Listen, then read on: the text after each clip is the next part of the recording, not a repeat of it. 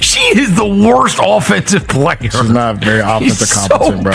Caitlin Clark laughing at Angel Reese's missed layup. Generational meme. To lose the game. Here it is. Here's the video. She can rebound everything, but bro. Angel Reese, possibly the greatest basketball player in the history of America. Oh, wow. Look at those moves.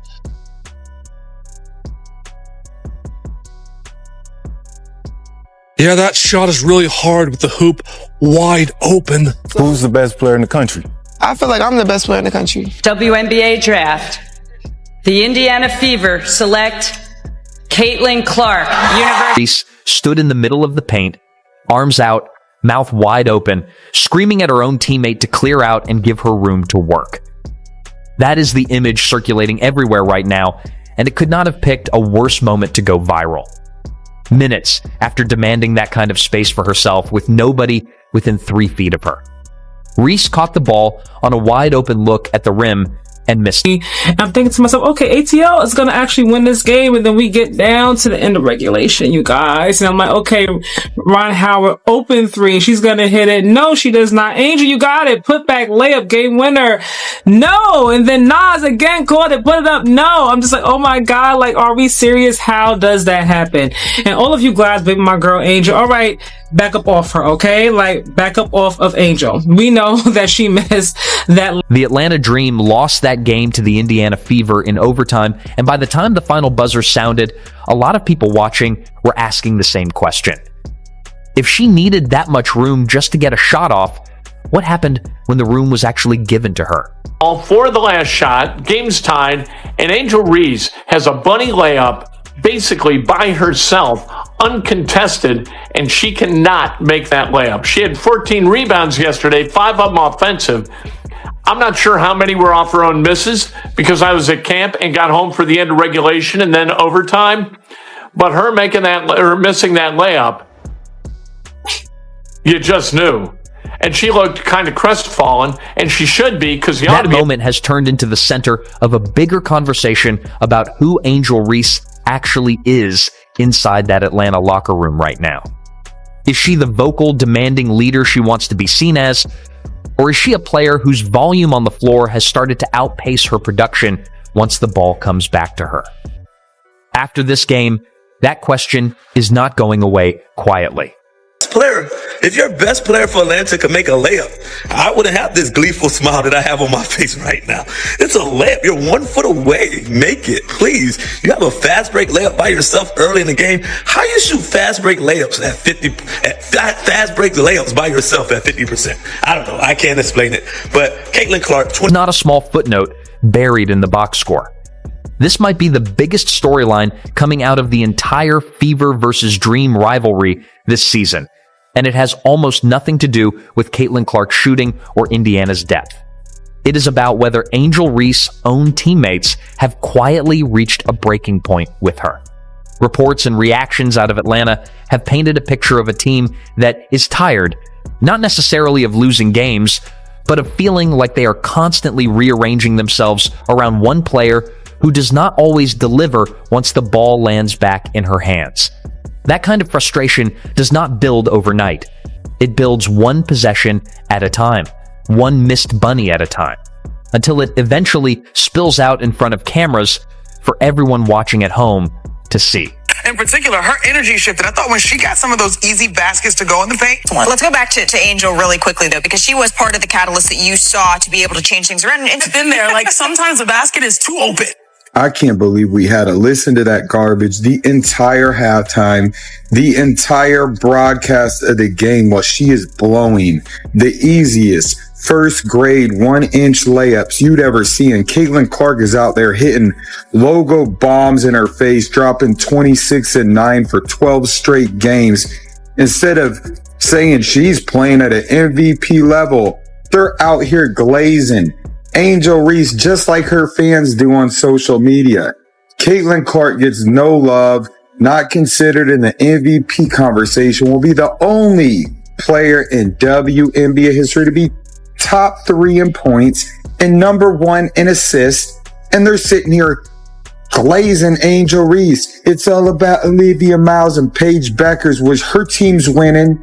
She's breaking all. This is the part that stings the most for Atlanta fans watching this unfold. Watch the sequence closely, and it plays out almost like a joke that writes itself. Reese screams for a teammate to move out of her way. The teammate moves. She gets the ball in that open space, exactly the setup she asked for, and instead of taking a controlled shot or making a smart, simple pass, she puts the ball up into a spot where absolutely nobody on the floor could do anything productive with it. Not a teammate under the rim, not a rebounder crashing in from the weak side, nobody at all. The possession simply dies right there. For a player who has spent much of this season talking about being a vocal leader and facilitator for this Atlanta roster, that kind of possession does not support the case she has been trying to build for herself. That everyone says that mic and drills don't work for basketball, but if there's one person on the face of this raggedy planet that needs to do mic and drills until their wrists fall off, it is Angel Reese. I have never seen a human miss that many point-blank layups regularly. Angel Reese, she doesn't just see everybody, oh, she missed a game winner, her palms are sweaty. Nah, she misses regular lays all the time. The little putbacks, the million rebounds is a symptom of her missing point-blank layups. Is she left-handed? Because it's always a right-handed, I promise you, with the same coverages she has to get through, I can score that. I can do that. Father of three, regular nigga. Right? I promise you, I could shoot a higher percentage right there at the basket to Angel. Generally do not mind a player being vocal on the floor. What people have a harder time accepting is a player demanding control of a possession, getting exactly what she asked for out loud, and then wasting it completely. That is the kind of repeated pattern that quietly starts changing how teammates look at a person during a timeout huddle, whether anyone actually says it out loud in a press conference or not.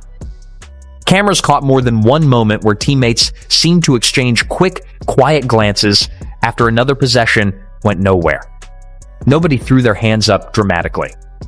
Players are trained to keep their composure, but body language rarely lies completely, and the subtle reactions on that bench told their own story just as clearly as anything said afterward at the podium.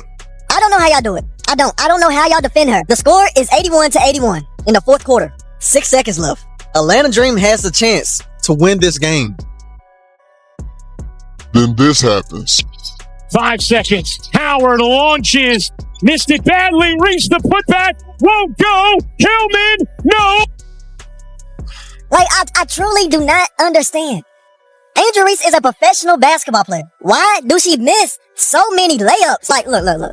Layups is like the second thing that you learn when you first start basketball. The first thing is how to dribble a basketball. Then the coach will bring you down to that block, exactly where she missed that layup, and teach you how to shoot off that square. But I don't think nobody taught her whatsoever. She lost them that game. Y'all can say whatever y'all want. If she would have hit that layup, game over. Game over. I had nothing to say. That layup was wide open. If y'all don't think that was wide open, that's bullshit. Aaliyah Boston was right behind her. The moment that actually decided the entire outcome of the game.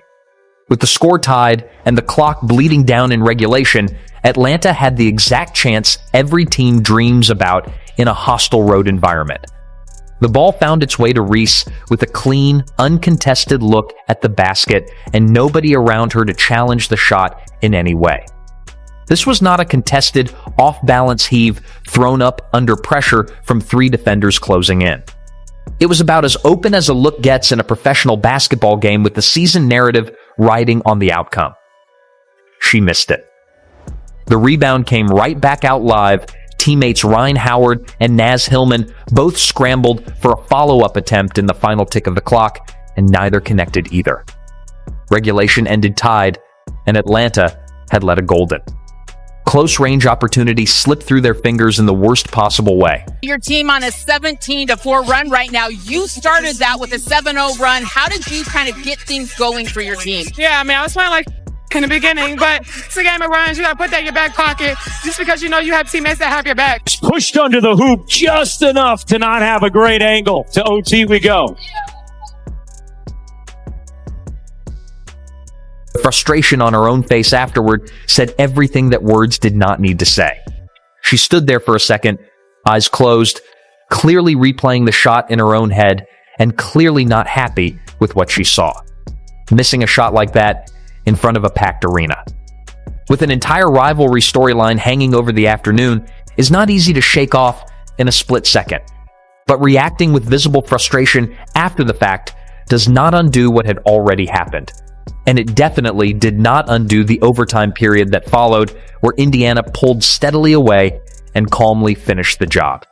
About her missing this shot for the game, it's not necessarily that she missed it, it's the reaction to it. After she missed, this Caitlin Clark walking past laughing, bro. And y'all know how these two fan bases are, so they are loving this picture right here. The main reason it bothers me too is because it makes it so easy to overlook everything else that she actually does on the court. Like defensively and obviously rebounding wise, bro, she's incredible. I just need her to fix this so they have something else. This is what really set social media on fire within minutes of the final buzzer.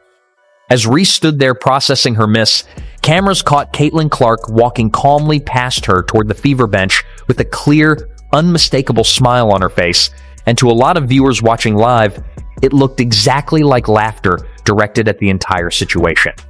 Nobody can say with total certainty what Clark was actually reacting to in that split second.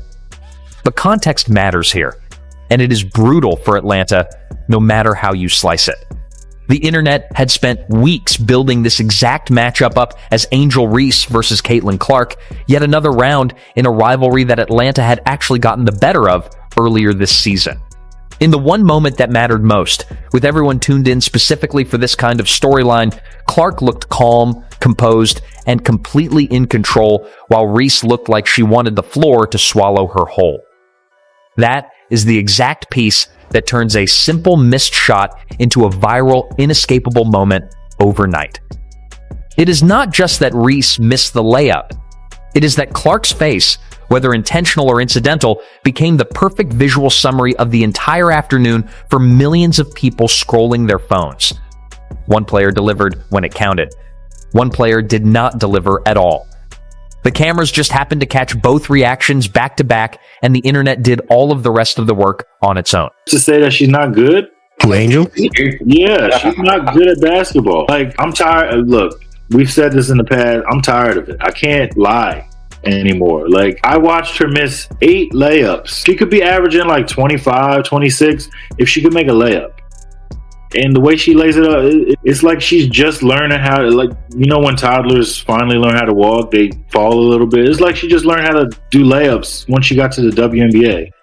It makes no sense to me. Like, she could be so much better. And for someone who has her own podcast, she talks her stuff, you would think she's the MVP. You would think she's that girl over in Vegas. But no, she's closer to AZ Fudd than she is to homegirl in Vegas. So, yeah, there's that. She's been an inefficient player. I feel like we hype her up because she's grabbing rebounds, but here is exactly where the disconnect really starts to show up. If you only looked at the surface numbers, Reese put together her 23rd double-double of the season, just a handful shy of a WNBA record talked about all year. 15 points, 14 rebounds, 6 assists sounds like a strong stat line at first glance. And plenty of media coverage after the buzzer focused heavily on those exact numbers, framing her performance as another example of her toughness and consistency. But dig one layer deeper, and the picture changes fast. She shot just 5 for 16 from the field. She missed her first 6 shot attempts before halftime. She was held without a single point during the entire fourth quarter. The exact period when a team needs its front court scorer to show up. And in the 2 most important possessions of the entire afternoon, the 2 chances that could have ended the game cleanly in regulation, she came up completely empty on both, back to back. That is the real gap between the flashy headline stat line and what actually happened once the game hung in the balance. A double-double looks impressive sitting inside a highlight graphic during a broadcast. It means a whole lot less in the locker room when the player attached to it finishes scoreless during crunch time and misses the exact shot that ends up deciding the outcome. At a regulation, and it just didn't go down, and then we had to try to compete in overtime. I thought players try to execute the game plan really well, especially defensively. It's just disappointing to come up short. We just had to move on to the next play. I mean, we did what we didn't run there was supposed to be one screen in there, and we kind of forgot the screen. But then Rye, took the shot, and we told those two to, really crash the boards and give us a second chance. They both did exactly what we asked for them. And then we got two looks, right at the end of the game that, could have won it for us, but, they rolled out. Carl Smesko sat down for his post-game press conference and tried to keep things diplomatic, the way coaches are trained to after a heartbreaking loss. But watch the footage back closely, and you can see the frustration sitting right underneath the surface the entire time. Reporters kept steering the conversation back to that final possession, and every time, you could see him choosing his words carefully, almost visibly biting back a stronger reaction. He referenced the final minute of the game multiple times during that press conference, circling back to it again and again, even when reporters had moved on, almost like he could not fully let it go. When a coach keeps returning to the exact same closing stretch unprompted over and over, that usually means it is eating at him far more than his measured tone is letting on. It happens like we know any other time like Angel will make the shot. I mean, she knows she'll make the shot, but in that moment, you just got to encourage your teammates. Like, no one person lost us the game. It's a team effort. And just like she's with us when we're struggling, we do the same thing for Angel. I mean, it's a sisterhood. Like, we really love each other, support each other. So, I mean, I'll put everything on the line that the next time she gets a shot like that, she will make it 100%. It's just this time she came up a little short, but I mean, I have all the faith in the world of Angel that she's going to finish her. Teammates did exactly what teammates are trained and expected to do in that situation. Alicia Gray, who put up a career-high 32 points in the losing effort, spoke to reporters afterward and defended Reese publicly, saying it happens, that no one single person lost the game, that it was a collective team effort from start to finish. That is the correct, professional, locker room-approved thing to say after a tough loss, and on the surface, it sounds like total unity. But notice carefully what is missing from that quote. Nobody flatly denied that Reese's miss was the single biggest moment of the entire game. Nobody said the loss had nothing to do with her specifically. The defense offered up afterward was carefully worded to protect a teammate publicly without actually rewriting what everyone sitting inside that building had just watched happen with their own eyes. I think we're playing pretty well right now. I think we have a lot of players playing well, and I think we feel pretty good about the direction of the team. Now, the road trips are tough, and I mean, the first thing we got to do is, go to Vegas and be ready for them. But, I feel good about our team. We'll have to take a day tomorrow and really kind of rest up because obviously a lot of people played some really heavy minutes, so tomorrow's probably just a film session. And then we're going to have to get ready to give the same kind of effort if we're going to beat Vegas as we gave. This is where the bigger picture starts to take shape once you step back from any single game. Reese has been fairly open all season about wanting to be viewed as a genuine vocal leader on this roster, someone who talks constantly, directs traffic, and holds teammates accountable in real time. There is nothing wrong with that instinct on its own. Plenty of great players around the league are loud and demanding of their teammates during high-pressure games. The issue becomes a real problem when the results do not consistently back up the volume. She has openly admitted to playing poorly in stretches this season, even saying at halftime of this very game that she felt she had started rough and needed to fix things quickly. Fans, and reportedly some voices inside the locker room itself, have started connecting the dots between a player who commands space constantly on the floor and a player who does not always convert once that space is handed to her. That specific combination is exactly the kind of thing that quietly erodes trust inside a team over the course of a long season. It is one thing to be demanding of your teammates when you are consistently delivering results that clearly justify that demanding tone. It is a completely different thing when the demanding continues at the same volume, but the finishing does not reliably follow, game after game, especially in the exact moments that end up deciding whether the team wins or loses. Atlanta had actually beaten Indiana comfortably in their earlier meeting this season, with Reese playing a genuinely strong, efficient role in that win. This time around, with the spotlight significantly bigger and the stakes noticeably higher because of the growing rivalry narrative, she came up short exactly when it mattered most.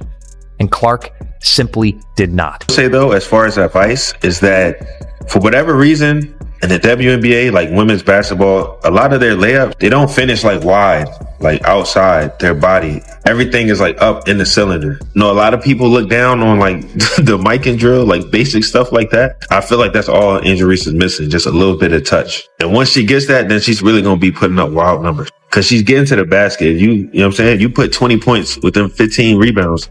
It's low key. None of this means Angel Reese is finished as a player, and none of it erases the double-doubles or the elite rebounding numbers she has quietly stacked up across this entire season.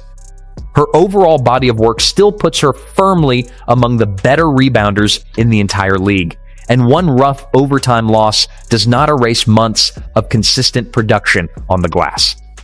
But perception inside a locker room can shift extremely fast once something this visible happens in front of this many cameras, and losses like this one, with this much national attention attached to it, tend to speed that shift along rather than slow it down.